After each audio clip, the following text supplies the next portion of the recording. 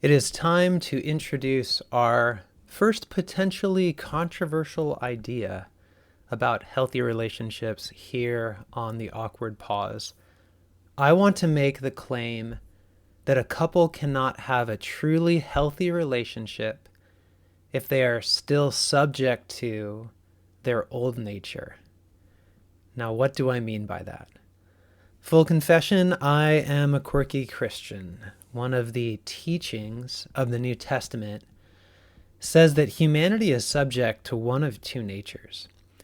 Before we come to know Christ, we have a nature that's not looking great. Personally, before I came to know Christ at 19, I was exceedingly selfish, self-centered, reactive, prone to anger. I wanted to punish people who hurt me. I lacked the capacity for a true other-centeredness, the ability to genuinely care for someone, to give myself away. One interpretation of Jesus' death on the cross is that if a person is willing to receive this gift, Christ puts their old nature to death and gives them a new nature in him. And this is what Jesus teaches Nicodemus in John chapter 3, what Paul describes in 2 Corinthians 5 when he talks about the old self and the new self. With that in mind, think about how much your old self is tied to hurt, pain, trauma, brokenness, unforgiveness, addiction, self-destruction, control. We are bent towards self.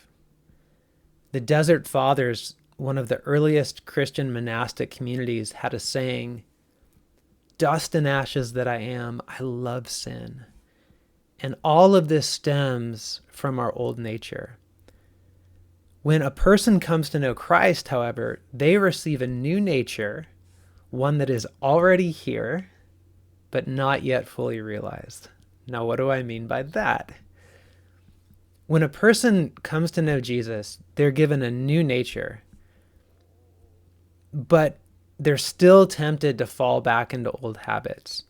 And that old nature will try to rise up again and again and again and again and again, really for the rest of your life. I would, in fact, argue that walking with Jesus is a lifelong process of just constantly putting that old self to death. In the next two episodes, we're going to explore some of the deeper, more mature skills needed to build a healthy marriage or relationship. And once you see how demanding these skills are, you might find yourself thinking, I do not have the capacity for this. And the truth is we don't, at least not on our own. This is why I believe so strongly that the old nature must be put to death.